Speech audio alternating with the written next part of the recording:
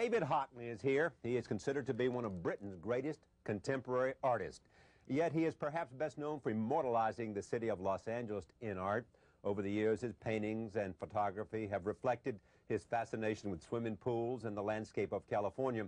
Recently, he put down his paintbrush to concentrate on a new book. Secret Knowledge is Hockney's study of the use of optics in the works of the great masters. His theory that Western art has been dependent on optical devices for 400 years is at the center of a debate in the art world. I'm pleased to welcome David Hockney to this table for a conversation about this, and my hope that later on we'll go to Los Angeles and do a profile of him about all of his work. Welcome. Well, very good. Great to have you here. I already like you.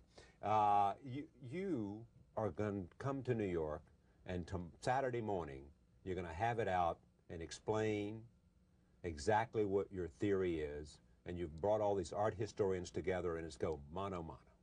Well, I didn't do it. Ren Weschler did that. And actually, it's not just my theory. Lots of other people would share it as well. I've just probably pushed it a little further back than people thought, that's all.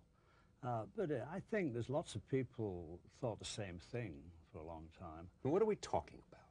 We're talking about optical projections, which, after all, that's what television is. Yeah, exactly. And they were used by artists. Now, how... It's good we got this great video. Talk me through it as we look at this. We're seeing what you're talking about. What is that? That's, there's the projection of the baptistry. That's the mirror on a stand, you see. That's, it's still got the handle on it. Yes. In fact, still got the price on the back, actually. Okay. But there is a clear projection of the baptistry from that mirror. Now, the laws of optics do not change.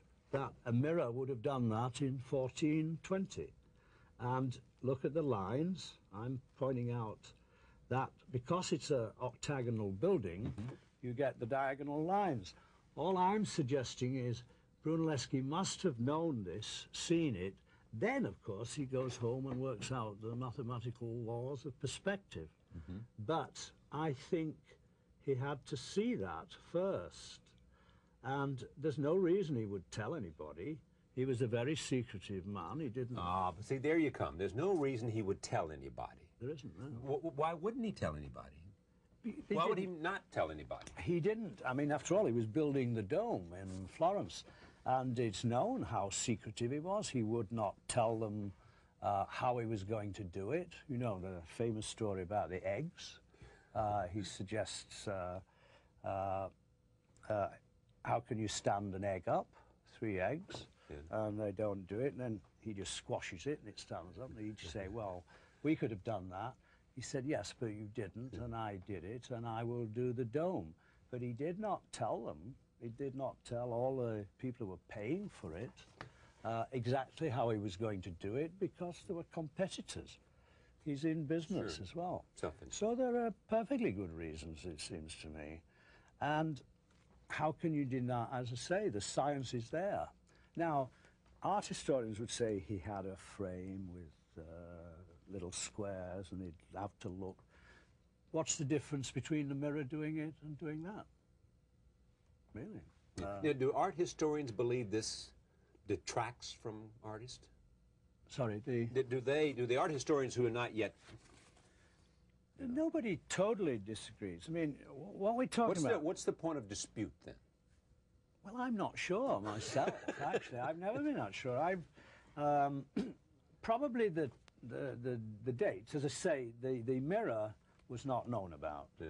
So we've shown that, we demonstrated that. Now that does push, you then can push it further back. Now, 1 or 2, I don't know the experts of Van Eyck, I don't know them, but certainly some of the experts on Caravaggio certainly agreed with me straight away. Yes, they did. Absolutely. Yes, John Spike did. Yeah. How about Vermeer? Well, yes, and many people have said Vermeer. Lawrence Gowing's book of years ago just assumed he used a camera.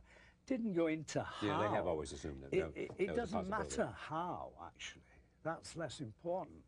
The fact that this picture was seen, and remember, it's a moving picture in colour. How would you describe it before photography? Right. Let me see the other clip here. Take a look at this. This will show you. What am I seeing here?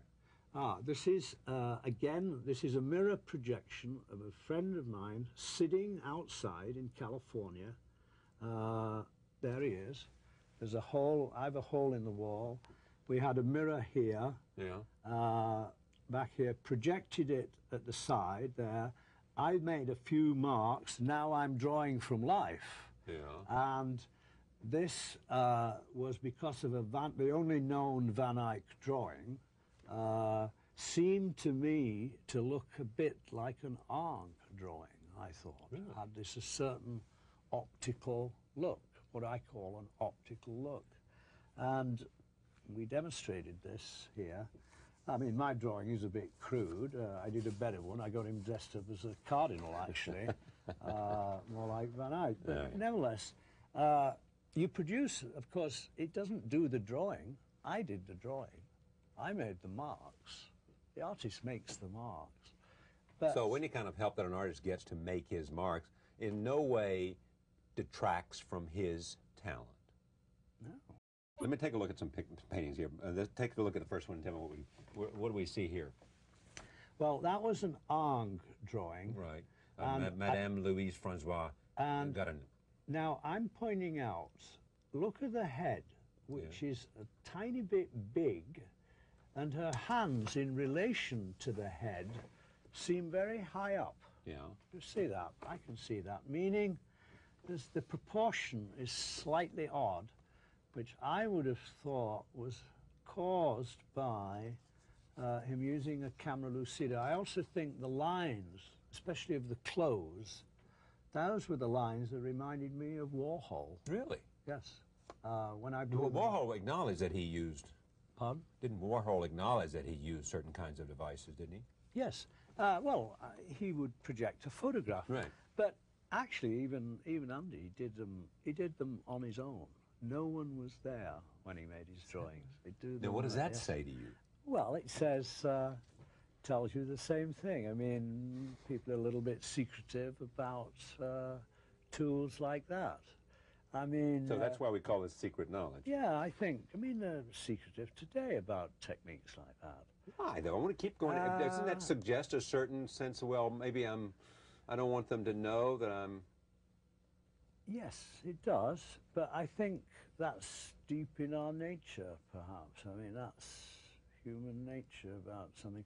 In the book, for instance, there's a story about a Dutch painter, Terentius, and Christian Huygens had been to London and bought a camera in 1620, and he's demonstrating it to friends in The Hague. Yeah. And Terentius comes along and feigns ignorance about what is happening.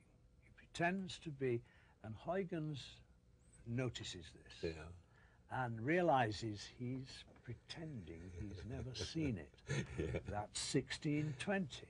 I think you'd still have that today, actually. I mean,